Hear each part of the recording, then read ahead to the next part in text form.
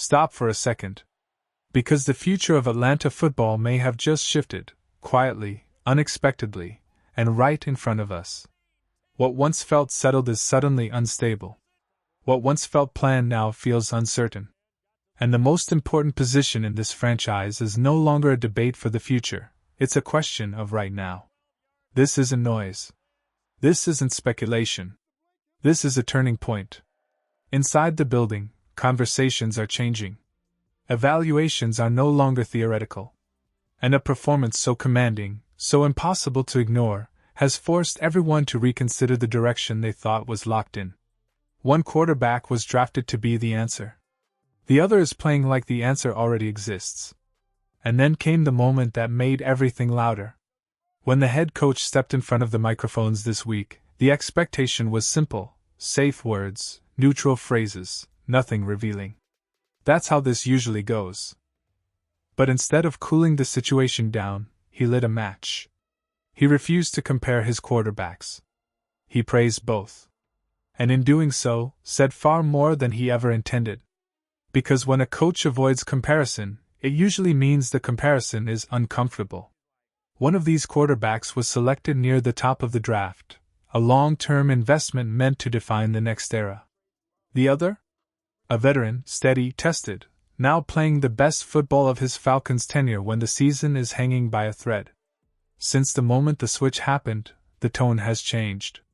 The offense has found rhythm. Confidence has returned. And results, imperfect but undeniable, have followed. With the veteran under center, Atlanta has fought its way to wins in games that demanded composure. Earlier in the season, with the other quarterback leading the offense, the losses piled up faster than the answers. And then came the game that made this impossible to ignore. Prime time. Division rival. No margin for error. The veteran stepped onto that field and delivered a performance that felt different, not just productive, but commanding. Nearly 400 yards through the air. Touchdowns that came with timing and trust. Drives that felt intentional instead of hopeful. And the most revealing part? He did it without his top receiver. Instead, a tight end long criticized, long questioned, suddenly looked like the star he was drafted to be. Career numbers. Complete control. A reminder of what this offense can look like when the quarterback sees the field clearly and delivers on time. This wasn't a fluke. It wasn't desperation football. It was execution. When you zoom out, the numbers tell a story that's hard to escape. The veteran has crossed thresholds the other quarterback never reached, not once this season. Not 300 yards. Not 350. Meanwhile, against one opponent alone, he's produced over 1,100 passing yards in 3 games. That's not coincidence. That's contrast. Completion percentage up. Confidence rising. Teammates responding. And suddenly, the question no longer feels like who will be the future? It feels like can the future wait? Because franchises don't make decisions based on potential alone. They make them based on moments like this. Moments when winning football demands clarity, not comfort. And right now, clarity is starting to stare Atlanta straight in the face. The numbers don't whisper, they shout. One quarterback completes his passes at a rate that keeps drives alive, keeps defenses honest, keeps hope breathing. The other sits below 60%. And that gap? It's not cosmetic. It's structural. It's the space between momentum and stagnation, between a huddle that believes and one that braces for a punt. That difference changes how coordinators call games. It changes how defenses line up. It changes whether a season feels salvageable or already lost. But this story isn't just about performance. It's about consequences. Because every throw now echoes inside the front office, where the real pressure lives. This isn't a football decision anymore, it's a financial reckoning. Tens of millions of dollars loom over the next 2 seasons, the kind of money that defines flexibility or suffocation. Keep the veteran without starting him, and you're paying elite prices for insurance you never use. That's not team building, that's paralysis. Cut him, and suddenly the books breathe. Extensions become possible. The future opens up. But with that freedom comes risk, because you're also walking away from stability at the most unforgiving position in sports. And then comes the twist that keeps executives awake at night. What if the veteran isn't meant to stay at all? Behind closed doors, whispers have started to circulate. Not idle talk, real conversations. Scenarios. Possibilities. The kind of ideas that only surface when a franchise senses opportunity and danger at the same time. There's one scenario in particular that feels almost too bold to say out loud. A star quarterback. A perennial contender stuck in frustration. Injuries piling up. A relationship straining under the weight of expectations. If that door ever cracked open, Atlanta would suddenly be one of the few teams positioned to walk through it. The veteran's contract becomes a financial puzzle piece. Draft picks become leverage. And the vision? It's intoxicating. A dynamic offense, a maturing defense, young pass rushers growing into weapons, and a quarterback capable of turning promise into pressure on the entire league. But dreams come with receipts. That kind of move would cost years of draft capital. It would mortgage flexibility. And it would tie the franchise's fate to a player whose availability has never been guaranteed. So reality pushes back. Because while speculation runs wild, facts remain stubborn. The young quarterback, the one drafted to be the future, is rehabbing a serious knee injury. Recovery timelines are unpredictable. Even when players return, they rarely return the same immediately. Timing, trust, mobility, those don't heal overnight. And that leaves the most uncomfortable question of all: who gives this team the best chance to compete now? Not in theory. Not in 3 years. But next season. There's no easy escape hatch in the draft. No surplus of picks to swing for another savior. This roster isn't rebuilding, it's waiting. Waiting for clarity. Waiting for a decision that aligns ambition with reality. Look at what's happening on the field. The offense is moving. The chemistry is real. The tight end is finally unlocked. Points are coming easier than they have in months. This is what momentum looks like. And momentum is fragile. Could Atlanta chase a cheaper alternative? Sure. But cheaper doesn't mean better, and better doesn't always mean braver. Sometimes the smartest move is the one that feels boring, the one that keeps the engine running while the rest of the pieces fall into place. Unless an offer arrives that's impossible to refuse, the path forward is becoming clearer, even if it clashes with preseason expectations. Ride the hand that's steady.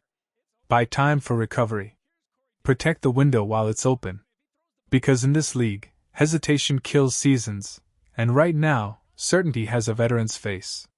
Let the young quarterback heal the right way. Not rushed. Not pressured.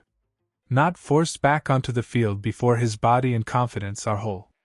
Let him watch the games slow down from the sideline. Let him learn how defenses disguise coverages, how momentum swings, how veterans manage chaos when things break down.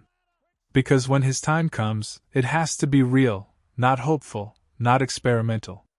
And here's what people outside Atlanta keep missing. This was never just a quarterback debate. This is about a franchise that has lived in instability for far too long. A team that's been stuck in the space between rebuilding and contending, between promise and payoff. A fan base exhausted by phrases like next year, potential, almost there. Look at the roster honestly. The defense is growing teeth. 2 rookie edge rushers are already flashing, already changing how offenses game plan. The offensive line is finally trending toward health. The skill players? Dangerous, when they're actually put in position to succeed. The missing piece was calm at quarterback. And suddenly, without warning, that calm arrived. When the head coach says he isn't surprised by what the veteran is doing, that matters. That isn't filler. That's revelation. That's an admission that maybe the book was closed too early, that maybe this chapter wasn't finished being written. It's a coach acknowledging reality in real time, keeping doors open because what's happening on Sundays can't be dismissed anymore. So this is where things stand. You have production you can't ignore. You have data that supports the eye test. You have a financial situation that's tight, but navigable. And you have multiple futures staring you in the face. Every week from here on out carries weight. Every throw shapes perception. Every decision echoes beyond the season. Because this isn't just about getting through the present, it's about choosing a direction that doesn't collapse under pressure in 2026 and beyond. The most likely path forward feels clear. The veteran stays, at least for another year. The young quarterback returns when he's ready, not when the calendar demands it. Competition happens naturally, not forcefully. And if the football gods open the door to a truly franchise-altering trade, then you don't hesitate. You commit. You push the chips in and chase something real, because this roster has earned the right to be taken seriously. That's not impatience. That's belief. Because belief is back in this city, fragile, cautious, but real. And the quarterback story in Atlanta? It's not resolved. It's not settled. It's only entering its most important chapter yet. Silence hits harder than any loss. Because when the excuses start rolling in, you already know the truth is being buried. They're saying the season deserves context. They're saying there were reasons. They're saying this team was close. A kicker carousel. A quarterback injured again, watching games instead of commanding them. A star receiver disappearing for weeks. Overtime losses that could have flipped the record, changed the story, saved jobs. That's the pitch. That's what's being sold. But here's the problem, none of it feels honest. Because every season in this league is chaos. Every team loses players. Every contender faces moments where the plan breaks, the depth is tested, and pressure exposes leadership. This isn't a list of tragedies. This is the job. Coaches aren't paid to explain what went wrong. They're paid to prevent collapse when it does. Next man up isn't a slogan, it's survival. It's preparation. It's accountability in the film room, urgency on the practice field, and standards that don't bend when injuries hit. Yes, the defense improved late. Yes, the margins were thin. Yes, a few plays swing the standings. But growth at the end doesn't erase confusion at the start. Close games don't equal control. And excuses don't build trust. Good coaches don't need perfect circumstances. They create stability inside the storm. And when the season ends with more explanations than answers, that's when fans stop listening and start questioning everything. And this is where the cracks really show. Because early in games you can see it, there is a plan. There is structure. There is belief that this team knows exactly what it wants to be. But then halftime comes. And everything changes. Adjustments happen on the other sideline, while this coaching staff seems to freeze in place. Second halves have become a pattern, not an accident. A slow bleed. A collapse that keeps repeating itself until you can't ignore it anymore. It feels like the script is written for only half a game. Build a lead. Play it safe. Go conservative. Hope the clock saves you. But the NFL doesn't reward fear. We've seen how this ends. Seattle came into Atlanta and turned control into chaos. A game that felt secure unraveled into a nightmare. 31 unanswered points after halftime. No answers. No counterpunch. No urgency. And then the very next week, against Tampa, we saw something completely different.